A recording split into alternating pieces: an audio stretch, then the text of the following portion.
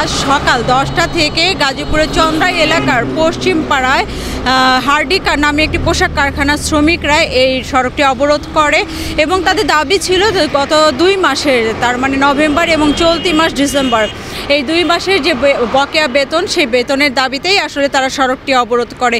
এর আগেও একদিন সন্ধ্যার দিকে তারা এই বেতনের দাবিতে এই সড়কটি অবরোধ করলেও অল্প সময়ের ভেতরে আসলে পুলিশ তাদেরকে এখান থেকে সরিয়ে দেয় এবং তারা আজ সকাল 10টা থেকে পুনরায় এই সড়কটি অবরোধ করে এবং তাদের যে 2 মাসের যে বকেয়া বেতন আছে সেই বেতনের দাবি করে। পুলিশের কাছ থেকে আরও জানা যায় যে এই যে হার্ডি নামের যে পোশাক কারখানাটি পরিচিত, এই কারখানাটি আসলে নজরুল ইসলাম নাম করে একজনের কাছ থেকে ভাড়া নিয়ে অন্য আরেকজন 2XL নামে একটি কারখানা আসলে চালু করেছিল, যেখানে প্রায় 3 শতাধিক পোশাক শ্রমিক কাজে নিয়োজিত ছিল। এই 3 শতাধিক পোশাক শ্রমিকের যে নভেম্বর এবং ডিসেম্বরের যে বকেয়া বেতন, সেই বকেয়া বেতনের দাবিতেই আসলে আজ সকালে তারা চন্দ্রা এবং নবীনগর যে সড়কটি আছে এই সড়কটি অবরোধ করে।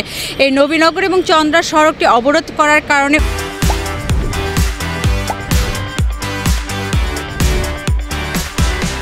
উত্তরবঙ্গগামী সাভার থেকে যে গাড়িগুলো, সেই গাড়িগুলো আসলে এবং যাত্রীরা ভোগান্তিতে পড়ে, গাড়িগুলো দীর্ঘ যানজটের দাঁড়িয়ে থাকার কারণে দীর্ঘ যানজটের সৃষ্টি হয়।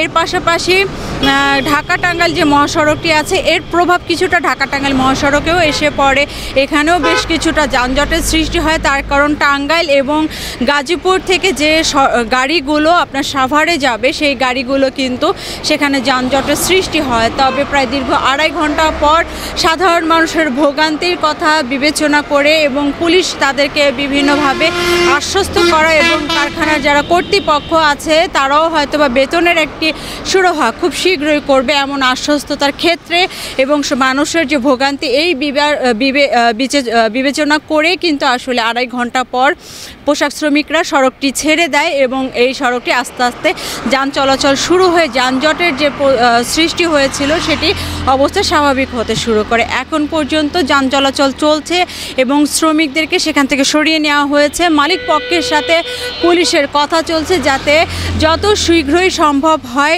এই নভেম্বর এবং চলতি মাসের বেতন তাদেরকে বুঝিয়ে দেওয়া হয়। তো এখন পর্যন্ত ঢাকা টাঙ্গাইল এবং চন্দ্রার এই যে যানজটের যে পরিস্থিতি, সেই পরিস্থিতি স্বাভাবিক হওয়ার সর্বশেষ তথ্য।